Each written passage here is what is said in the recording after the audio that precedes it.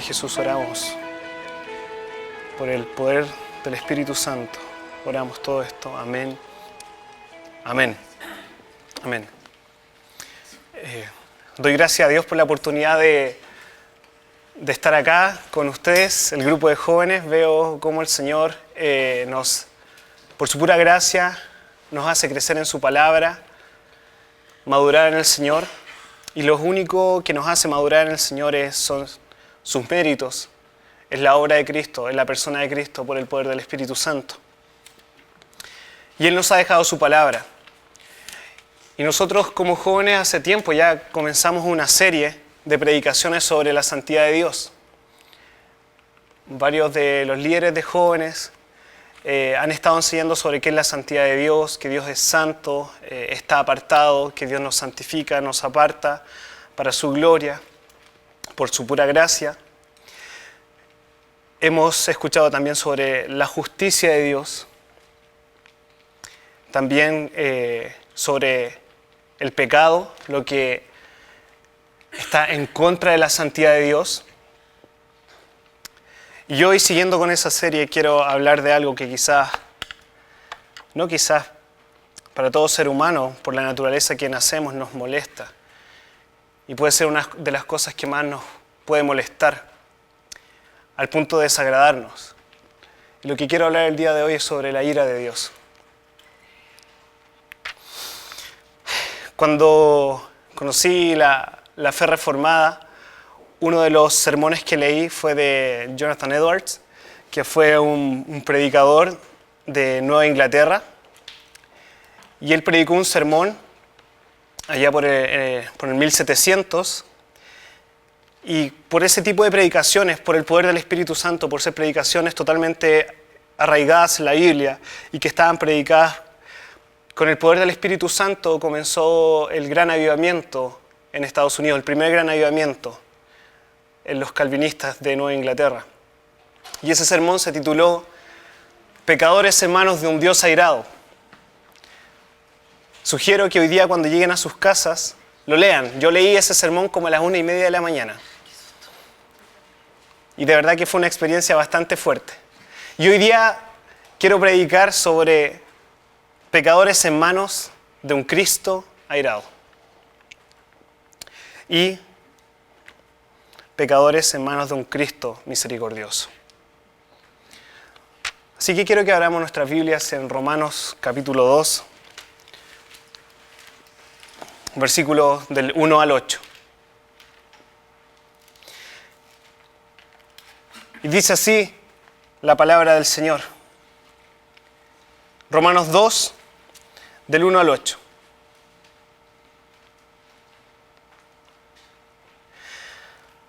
Por lo cual eres inexcusable, oh hombre, quien quiera que seas tú que juzgas. Pues en lo que juzgas a otro, te condenas a ti mismo, porque tú que juzgas, haces lo mismo. Mas sabemos que el juicio de Dios contra los que practican tales cosas es según verdad. Y piensas esto, oh hombre, tú que juzgas a los que tal hacen, y haces lo mismo, ¿que tú escaparás del juicio de Dios? ¿O menosprecias las riquezas de su benignidad, paciencia, longanimidad, ignorando que su benignidad te guía al arrepentimiento? Pero por tu dureza y por tu corazón no arrepentido, atesoras para ti mismo, ira para el día de la ira y de la revelación del justo juicio de Dios, el cual pagará a cada uno conforme a sus obras. Vida eterna a los que perseverando en bien hacer buscan gloria y honra e inmortalidad, pero ira y enojo a los que son contenciosos y no obedecen a la verdad, sino que obedecen a la injusticia. Esto es palabra de Dios. Por lo tanto, el Señor nos quiere alimentar, el Señor nos quiere exhortar y el Señor nos quiere consolar con su evangelio. Venía para acá y creo que nunca se había demorado tanto el metro en llegar acá. No sé, creo que había un taco terrible. Pero venía con Camila, con la Josefa y el Juan Pablo, y estábamos llegando a los dominicos y ¡pum! Se para el metro. Pero se corta la energía. Fue como distinto a las otras oportunidades. Y Juan Pablo se asustó y se agarró de la camilla al tiro. Y dicen, señores pasajeros, estaremos detenidos por más del tiempo indicado porque una persona ha descendido a las vías del metro. Juan Pablo y Josefa, que son más chicos, miraban como qué significa que ha descendido. Ya sabemos lo que puede significar eso. Entonces pensaba yo cuán frágil es la vida. Las personas se están suicidando y todos sus sueños o esperanzas o anhelos se apagan en ese momento. Y el problema fundamental del hombre es que no vive. Por lo tanto, nosotros como cristianos, nosotros como jóvenes cristianos, ¿estamos viviendo? Es la primera pregunta. Y si es que decimos que estamos viviendo, ¿vivimos de acuerdo a la palabra de Dios? ¿O estamos en un falso vivir? Entonces quiero partir con esto, con el versículo 1, que empieza diciendo, por lo cual eres inexcusable, oh hombre, quien quiera que seas tú que juzgas. Pues en lo que juzgas a otro te condenas a ti mismo, porque tú que juzgas haces lo mismo. El contexto de todo lo que acabamos de leer parte primeramente en Romanos 1, del 18 al 32, los versículos anteriores. Y quiero exponer rápidamente esto. Parte del versículo 18 dice, porque la ira de Dios se revela desde el cielo contra toda impiedad e injusticia de los hombres que detienen con injusticia la verdad. Porque lo que de Dios se conoce les es manifiesto, pues Dios se lo manifestó. Porque las cosas invisibles de Él, su eterno poder y deidad, se hacen claramente visibles desde la creación del mundo, siendo entendidas por medio de las cosas hechas, de modo que no tienen excusa. ¿Qué habla esto? Dice que la ira de Dios se revela desde el cielo contra los hombres, contra todo hombre que detiene con injusticia la verdad. ¿Y por qué se revela esta ira? Dice, porque las cosas invisibles de su eterno poder se hacen claramente visibles en las cosas creadas. Esto es lo que nosotros conocemos y los que están en el catecismo lo vimos, es la revelación general.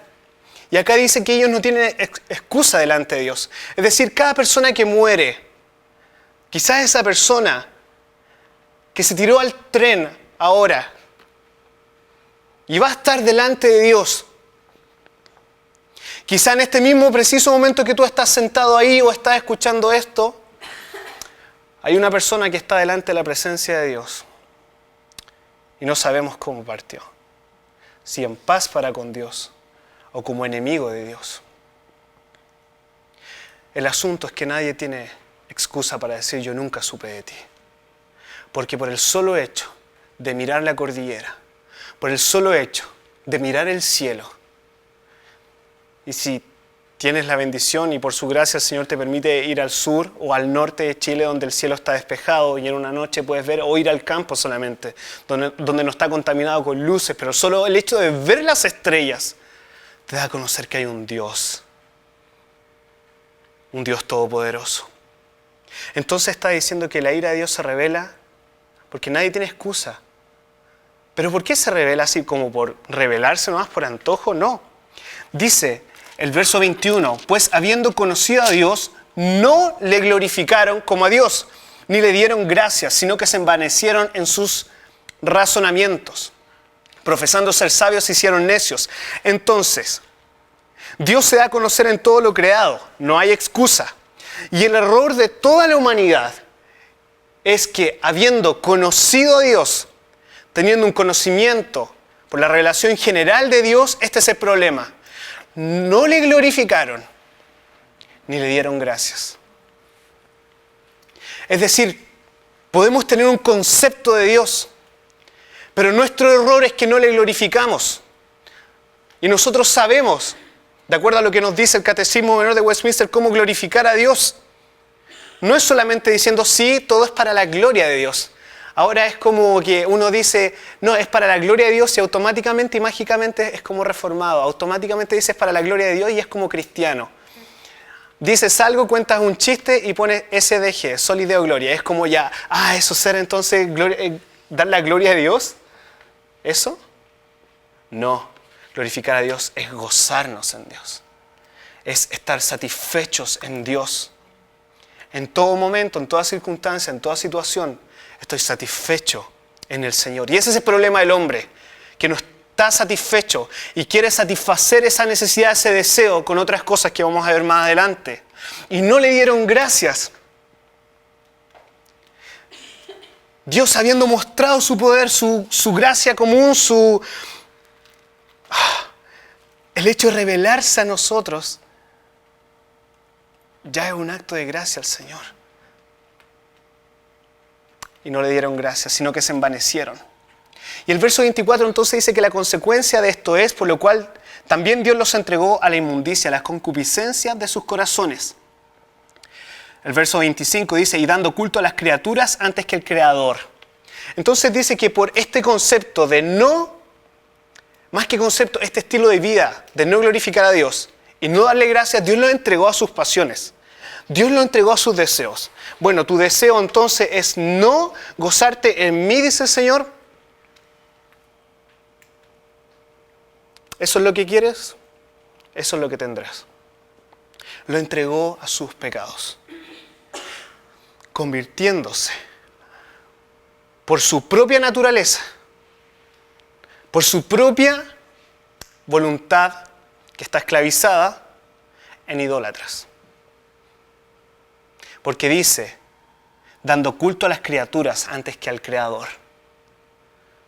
Adoraron a lo creado, a las criaturas, a las cosas, a lo material, a lo que te puede satisfacer por el momento, antes que a Dios. Y ahí el verso 26 dice, por esto Dios lo entregó a pasiones vergonzosas, pues aún sus mujeres cambiaron el uso natural por el que es en contra de la naturaleza. Y de igual modo también los hombres, es decir, la perversión sexual que hay acá. Las lesbianas, el movimiento gay, los homosexuales, todo eso. Y lo digo explícitamente, Dios lo condena. Como todos los otros pecados también.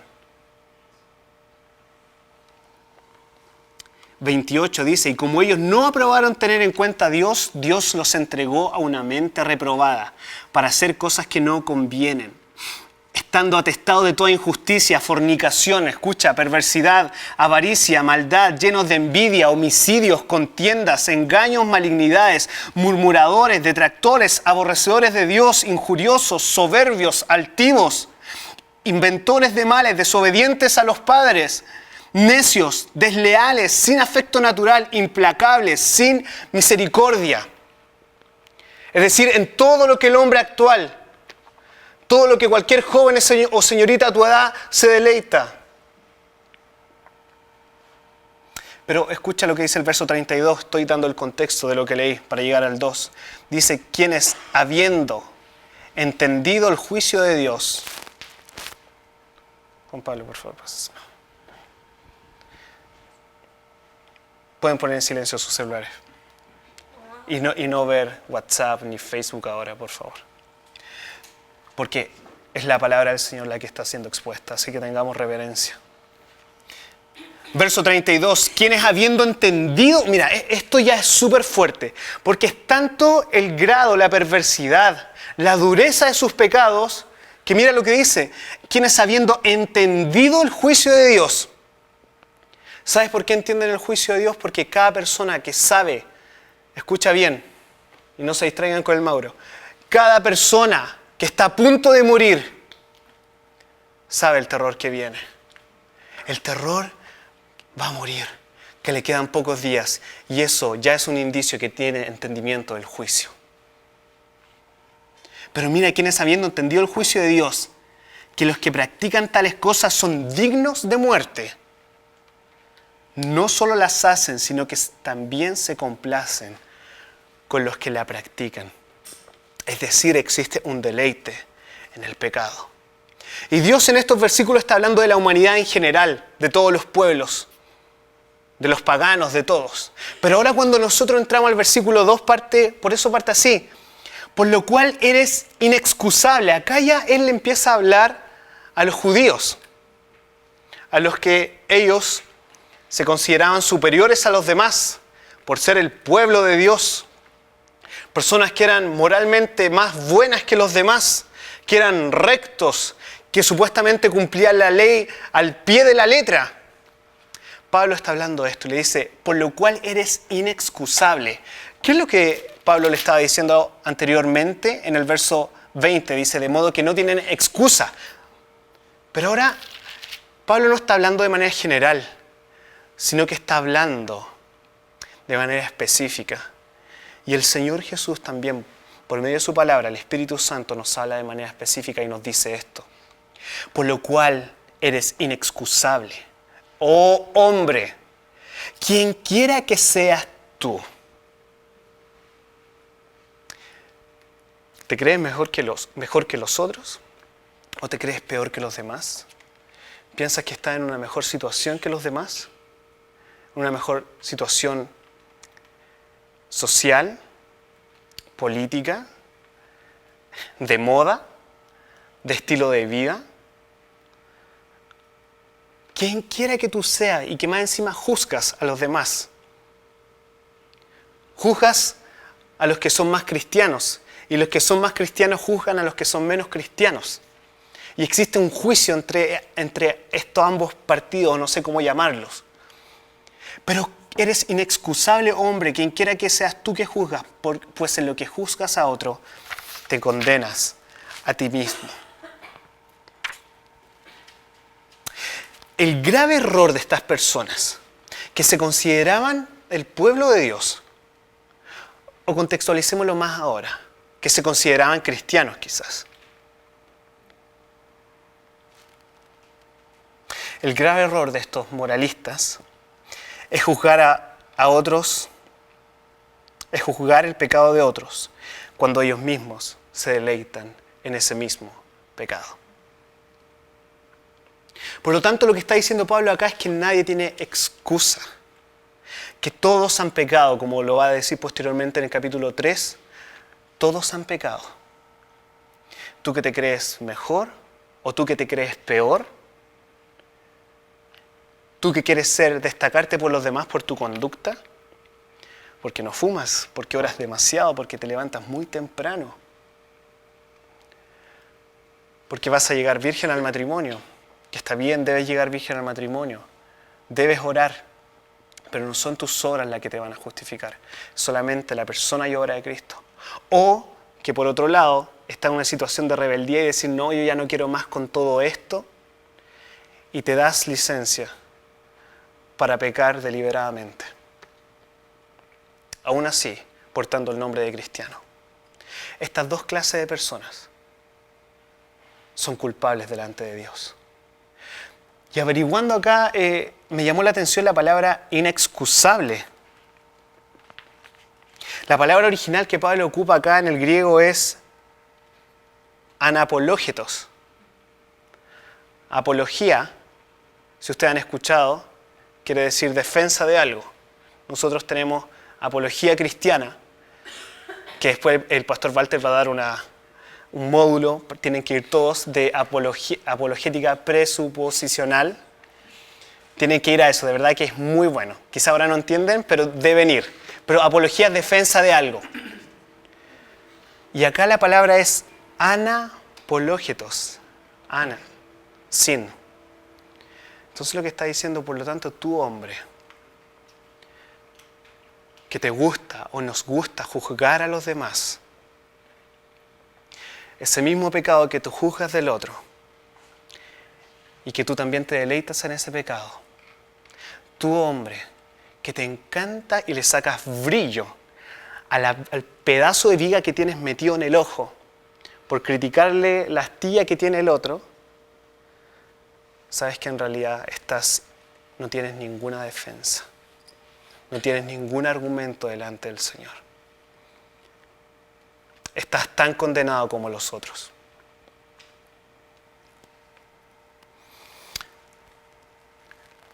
Lo que ellos quisieron, lo que nosotros quisimos, eso tendremos.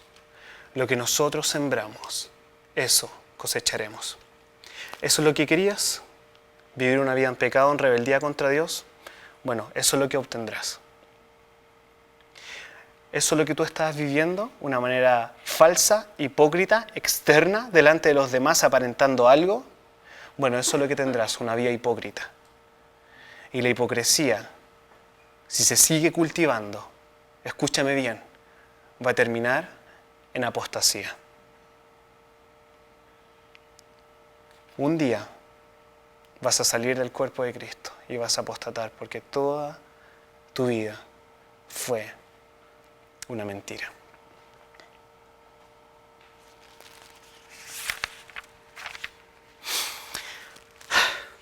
Qué fuerte, ¿eh?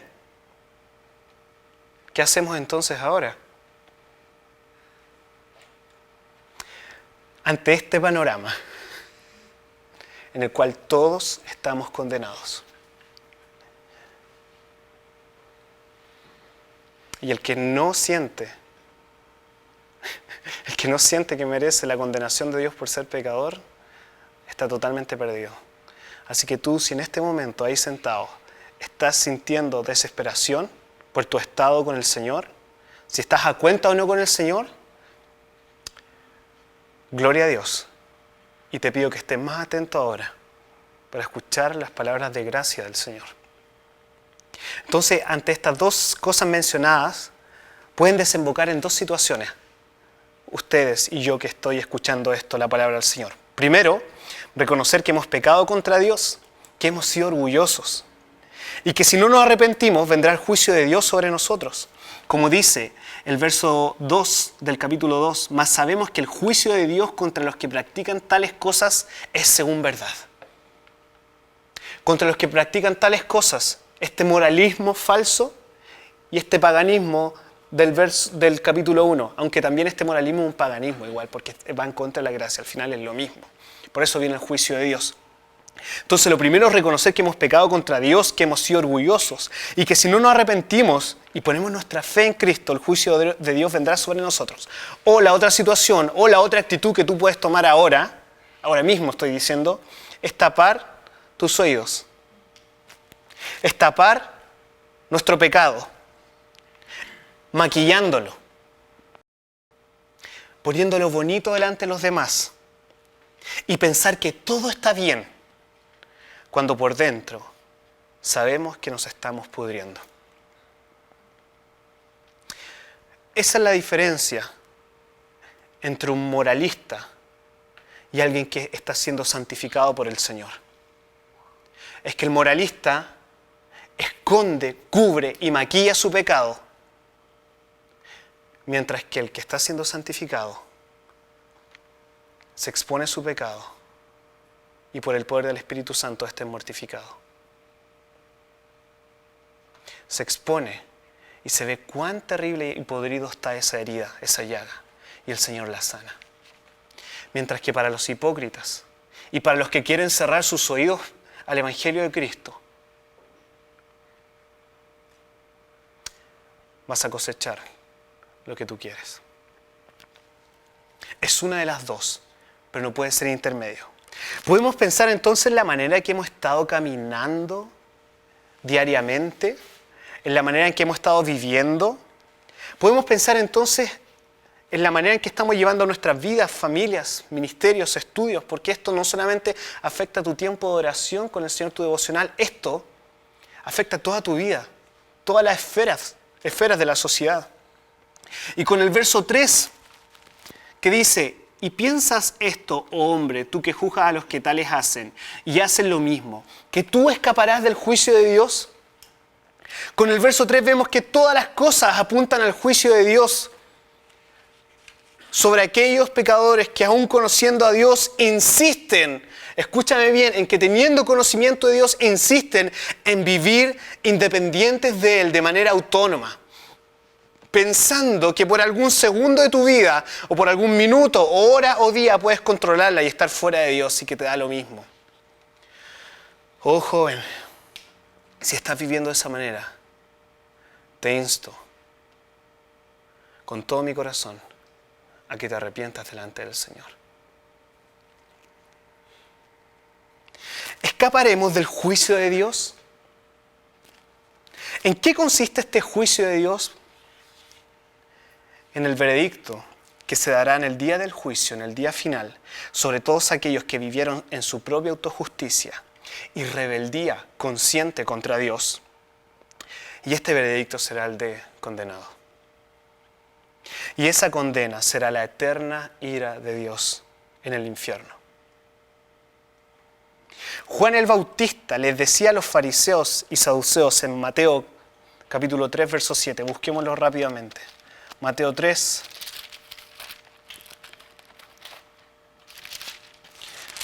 Tres, 7. Mateo capítulo 3, versículo 7.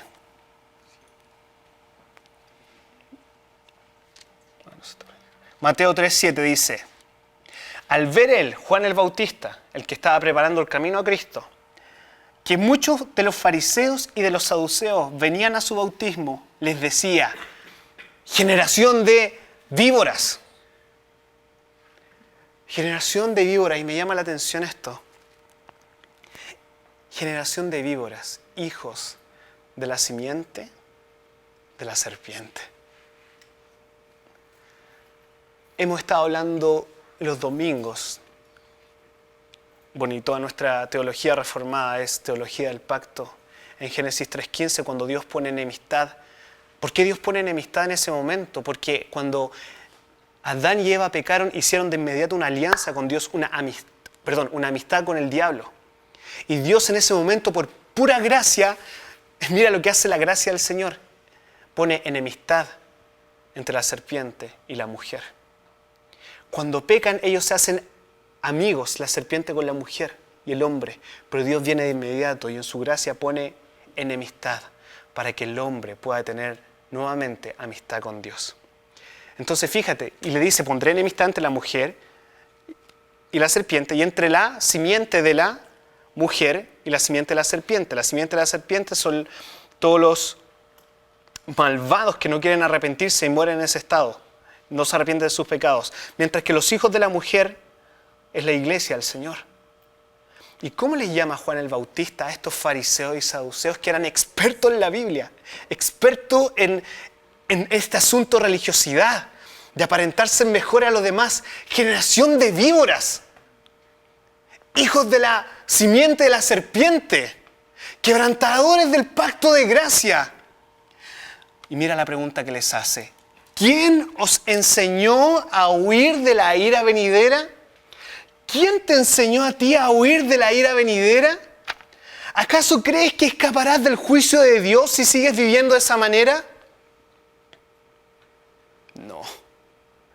No vas a escapar del juicio de Dios. Nadie que viva en su autojusticia, en su orgullo, en su hipocresía, en aparentar algo a los demás y en construir a base de apariencias, en construir a base de cosas externas, nadie, ninguno de ellos va a escapar del juicio de Dios.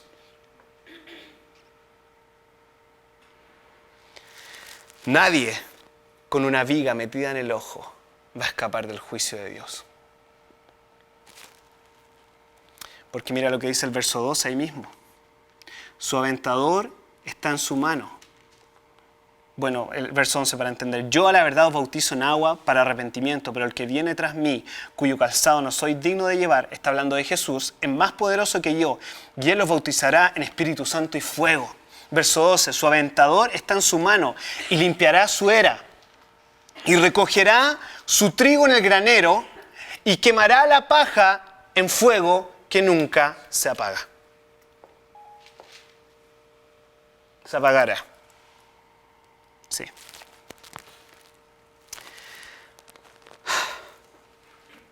¿Qué indiferencia hay en la sociedad actual? Vivimos pensando que nunca moriremos o que nunca estaremos delante de la presencia de Dios. Peor aún, nosotros como cristianos no pensamos que un día estaremos delante del Señor. Peor aún, no pensamos que ahora mismo estamos en presencia del Señor.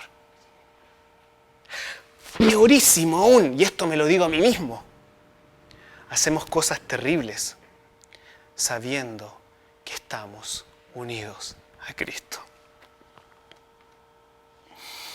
Que cuando pecamos, que cuando somos indiferentes a nuestro hermano, que cuando tenemos envidia contra nuestro hermano,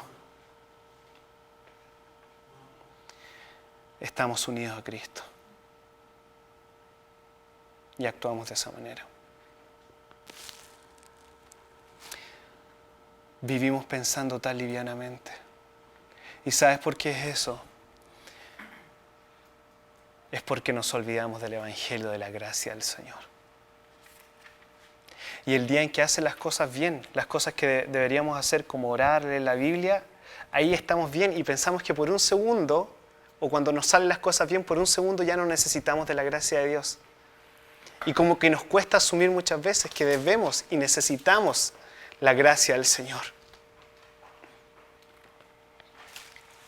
Pero esta indiferencia nos trae a vivir vidas livianas. Hubo un hombre, no recuerdo su nombre, pero es como del 1550, escribió un libro, que este libro sirvió de inspiración para John Bunyan, el que escribió El progreso del peregrino, que es el viaje del cristiano al cielo. Posterior a esto, John Bunyan escribió un libro del viaje de un réprobo al infierno. Es como el volumen 2. Y John Bunyan se basó en este escrito del hombre que ahora no me acuerdo.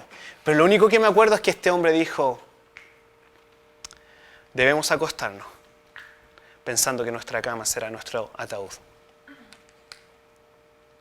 Porque no sabemos cuándo partiremos. ¿Qué saca el hombre, dice la palabra del Señor, con ganar el mundo si pierde su alma? ¿Qué sacas? Y con esto no estoy diciendo que seamos indiferentes a los estudios, al contrario, deben estudiar, deben involucrarse en todas las áreas de la sociedad. Pero cuando esas cosas las tenemos en prioridad, antes que el Señor, cualquier otra cosa, por muy buena que sea, incluso el ministerio, en mi caso, tener el ministerio en primer lugar, tener esto en primer lugar y no al Señor en primer lugar. ¿Qué saco con ser un buen predicador? ¿Qué saco o qué sacamos con ser mejor en lo que estemos?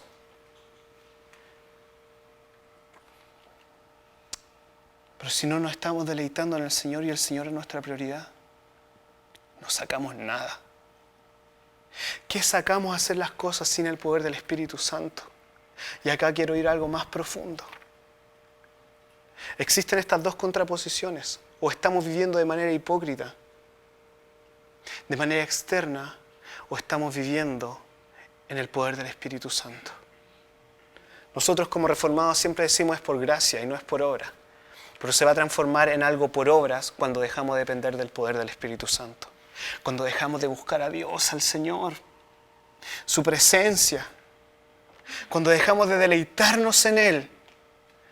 Estoy seguro, y lo digo por experiencia propia, que voy a pecar. ¿Y por qué ocurre todo este juicio de Dios? Volvamos a Romanos 2 y veamos el capítulo 2, versículo 5.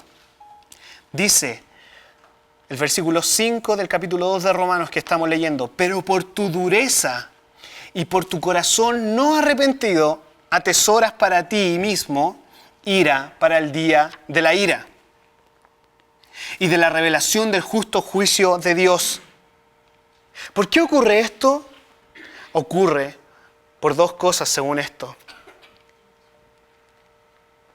Por la dureza y un corazón no arrepentido. Esta dureza significa alguien que es obstinado, alguien que es duro de cerviz, alguien que conociendo esto sigue en sus propias ideas, sigue pensando que todo está bien. No importa, voy a ser como si se pudiese ser un cristiano a medias. Da lo mismo, total, no, cuando cumpla más años me voy a comprometer con el Señor. ¿Tú que piensas eso? Estás totalmente perdido. ¿No estás leyendo lo que dice la palabra? Pero por tu dureza y por tu corazón no arrepentido. Ahora, no mañana, ahora. Por eso, mira la consecuencia de esto. Y cuando dice corazón no arrepentido, significa el corazón, cuando habla la Biblia, habla a todo el ser. No se imaginen este músculo de carne, sino que habla a todo el ser, tanto el área intelectual, el área afectiva, las emociones, los afectos y también la voluntad. Por tu corazón, es decir, por toda tu vida, por todo este conjunto de ideas que tienes tú en tu cabeza, que te hacen caminar, que te hacen hablar, que te hacen actuar, reaccionar de determinada manera, por todo eso, por toda esa vida que no está arrepentida y por esa dureza, que sabiendo esto, como decía el versículo 32 del capítulo 1, quienes habiendo entendido el juicio de Dios se complacen en el pecado por toda esta obstinación consciente, la consecuencia de esto es atesoras ira para el día de la ira.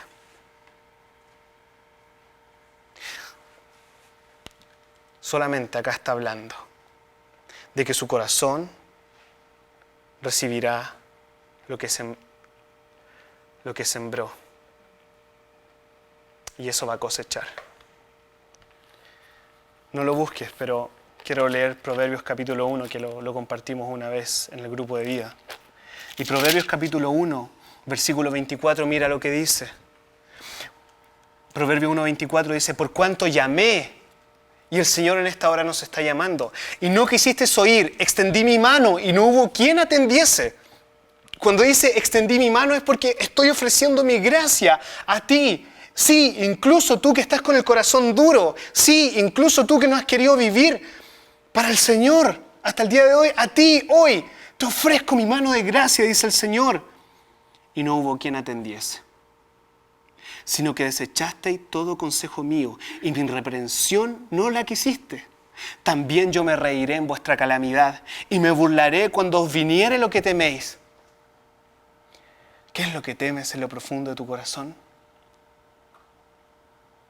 ¿Qué es lo que temes tú, oh, que conociendo el juicio de Dios, qué es lo que temes? Y me burlaré cuando os viniere lo que teméis. Cuando viniere como una destrucción lo que teméis, de repente. Y vuestra calamidad llegare como un torbellino. Entonces me llamarán y no responderé. Me buscarán de mañana y no me hallarán. Y eso es lo que voy a compartir en unos minutos más, lo que va a ser el infierno.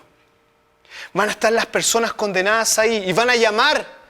Y van a buscar auxilio, pero los condenados son tan malditos que no hay quien les ayude, no hay quien oiga sus súplicas y sus lamentos en el infierno. Por cuanto aborrecieron la sabiduría y no escogieron el temor de Jehová, ni siguieron mi consejo, comerán del fruto de su camino y serán hastiados de sus propios consejos. ¿Por qué ocurre todo este juicio? Es porque estás cosechando lo que sembraste. ¿Querías tu pecado? ¿Querías vivir una vida externa de apariencias? Bueno, eso es lo que vas a cosechar. Ira para el día de la ira.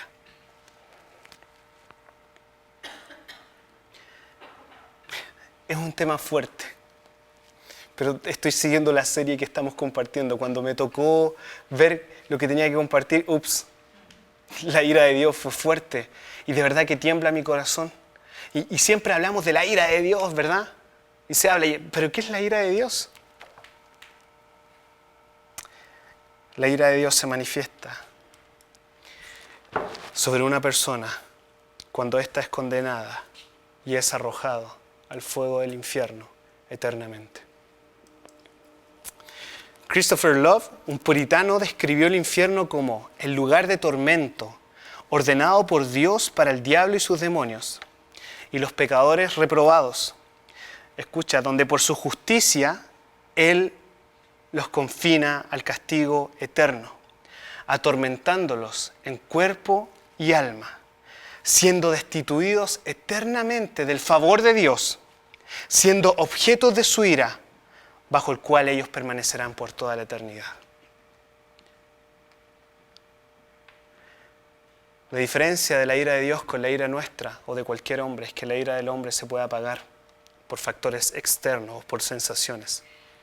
Mientras que la ira de Dios tiene la particularidad que está siendo acumulada ahora para ser derramada en el día final.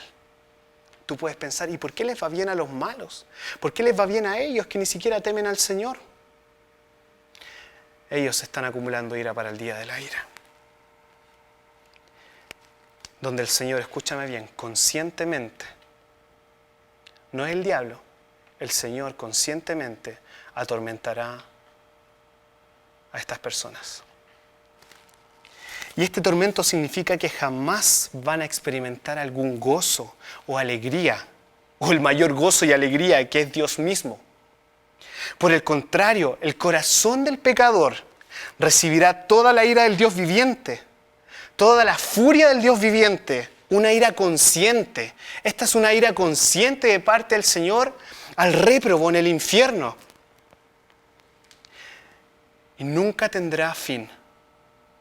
Las personas en el infierno van a querer escapar, pero no va a haber salida y no va a haber vuelta atrás. El fuego de la ira y furia de Dios caerá sobre aquellos que se deleitaron más en el pecado que en el Señor. Los miserables condenados serán acusados y sus conciencias serán afligidas cada segundo, minuto, hora y año. La aflicción de sus conciencias será mayor porque verán cuán terribles son sus pecados delante de la presencia santa del Señor. Pero vendrá más aflicción porque sabrán que no hay perdón y no hay vuelta atrás y no hay socorro. No hay un escape ni un retorno. La ira de Dios irá en aumento por los siglos de los siglos porque han caído en las manos de un Dios viviente, como dice Hebreos capítulo 10. Horrenda cosa es caer en manos de un Dios vivo. Y esto es súper fuerte. Por eso el infierno es eterno, porque fíjate, en manos de un Dios vivo, que vive eternamente. Y cayeron en las manos de un Dios airado. Por eso el infierno es eterno. Nadie se apiadará de ellos. Thomas Watson decía esto: no hay lágrimas que puedan apagar la llama de la ira de Dios. No, ni aun cuando pudiéramos derramar ríos de ellas. El horror del fuego natural es que consume lo que quema. Escucha esto, pero lo que hace que el fuego de la ira de Dios sea tan terrible es que no consume lo que quema. Quienes se pierden morirán de tal forma que seguirán siempre vivos, atormentados por un Dios santo. Esto merece cada persona que ha nacido. Desde el vientre de su madre viene con su naturaleza que va contra la voluntad de Dios. En el infierno las personas serán atormentadas en todos sus sentidos, intelectual, afectivo y volitivos. Escucharán los gritos de los condenados a su alrededor eternamente.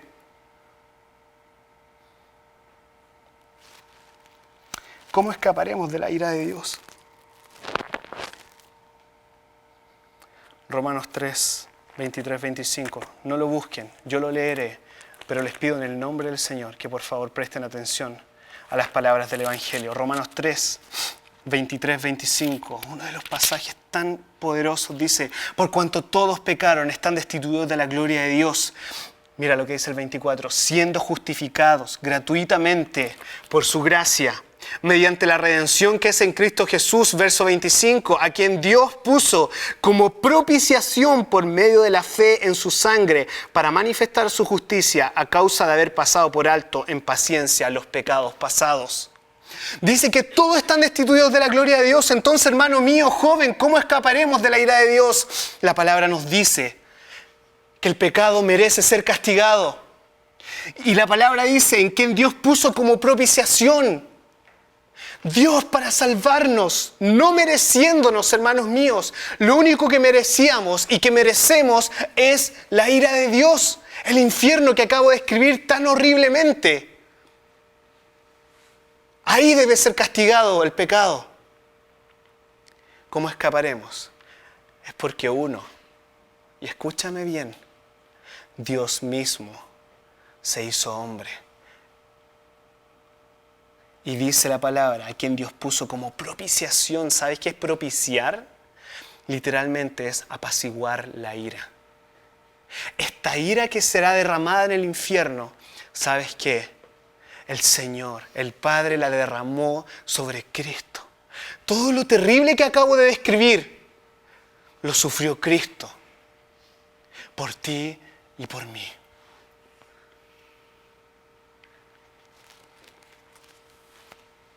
¿Te das cuenta la obra de Cristo? ¿Te das cuenta lo que el Señor ha hecho? Ese es el Evangelio. Porque de tal manera Dios nos amó que dio a su único Hijo y amado para que todo aquel que en medio de nosotros crea, todo aquel que está escuchando el Evangelio crea, no se pierda en el infierno, mas tenga vida eterna. No solamente, escúchame bien ahora, no solamente Cristo murió y vivió por nosotros para cumplir la ley perfecta de Dios, no solamente para librarnos de experimentar el terror de los terrores o el infierno, sino para experimentar el mayor gozo, deleite, placer y sumo bien de todos, que es el Dios Trino. Así como te presenté una brevísima descripción del infierno, la contraposición que es la salvación es un gozo eterno, una alegría indescriptible. No en un concepto, sino que en las tres personas de la deidad, Padre, Hijo y Espíritu Santo. Nosotros no seremos librados del infierno por el terror, sino porque hay algo mejor que tu carrera.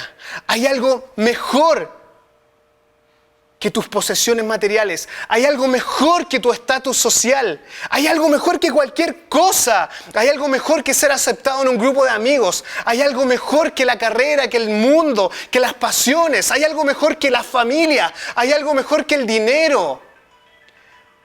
Y eso es Cristo Jesús. Por eso buscamos al Señor. No para ser libres del infierno, sino porque hay sumo bien en Él. Y ahora es por eso que existe el infierno, porque rechazaron este sumo bien, rechazaron este gozo. Bueno, lo que querías era el pecado, entonces esto es lo que tendrás: condenación eterna. ¿Se dan cuenta que no buscamos a Dios para ser libres de esto, de este terror? Sino que el Señor se nos presenta para decirnos: yo soy lo mejor. Yo soy lo mejor.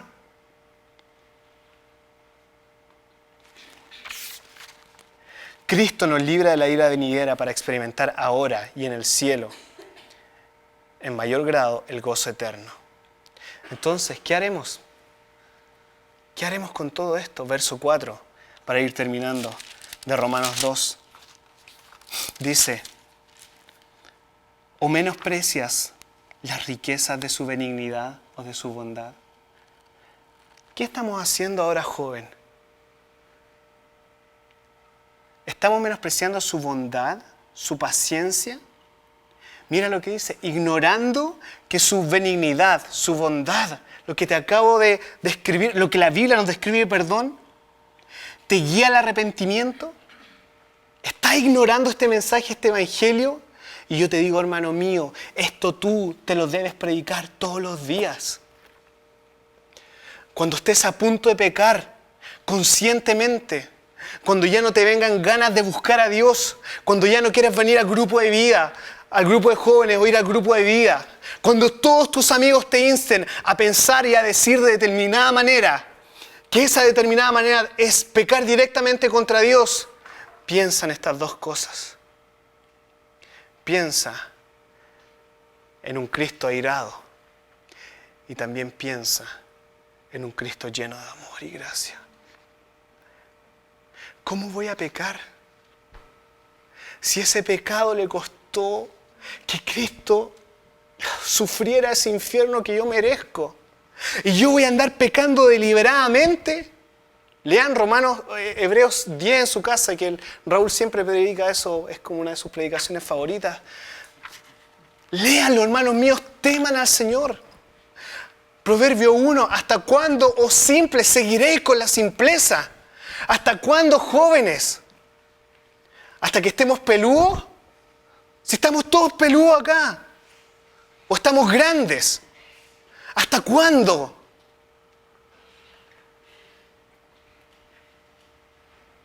¿Hasta cuándo, hermanos míos? ¿Qué haremos entonces?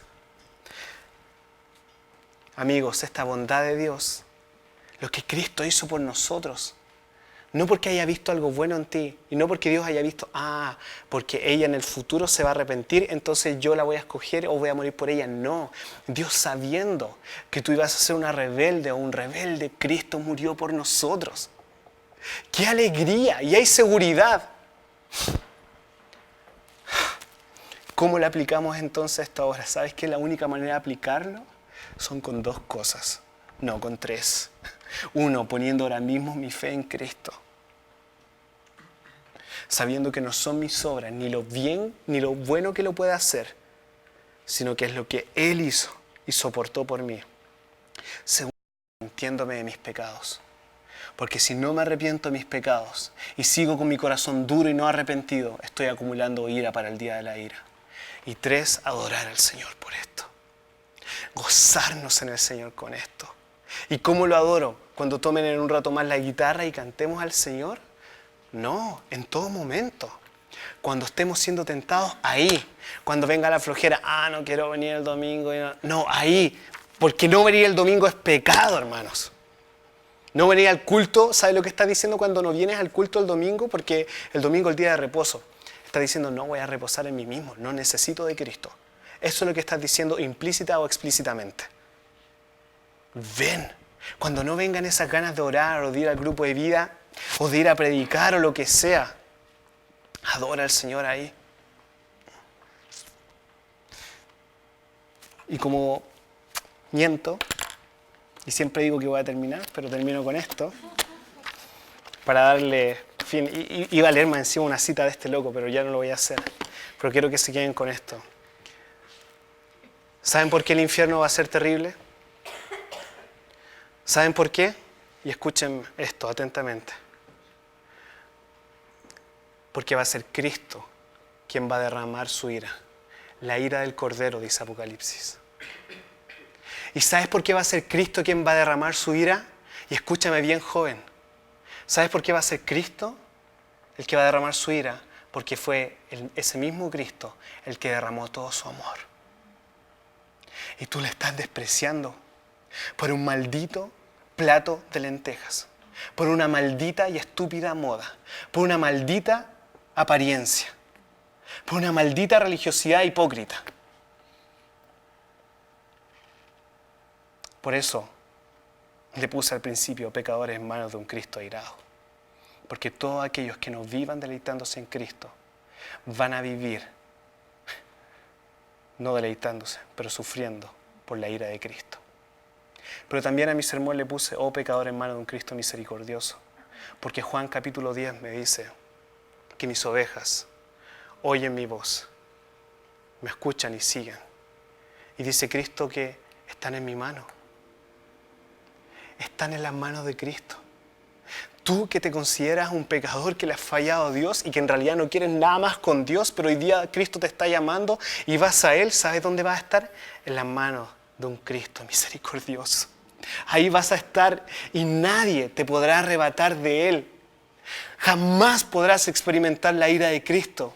Pero no termina aquí, sino que dice que también están en las manos ¿de quién? De mi Padre. Esta es la mano de Cristo. Y esta es la mano del Padre. Así estamos. Así estamos nosotros. En las manos de Cristo y del Padre. Porque Cristo soportó la ira que tú y yo deberíamos pagar. Los terrores del infierno cayeron sobre Él. Al que no conoció pecado por nosotros los hizo pecado. Y Cristo nos llama en esta hora. Y nos dice, venid a mí todos los que estén cansados, trabajados, porque yo les haré descansar. Y quizás por agradar a los demás, por quedar bien delante de los demás, por hacerte amigo del mundo y constituirte en enemigo de Dios, quizás puede estar bien, pero al final del día llegas cansado y trabajado y sabes que le has fallado a Dios. y hay terror en tu vida. Pero en esta hora Cristo te dice, ven a mí. Ven a mí con todo tu pecado. Ven a mí con todos tus vicios y yo te voy a hacer descansar. Pecadores en manos de un Cristo amoroso. Sólido de gloria. Toda la gloria al Señor. Oremos. Señor, más que suficiente.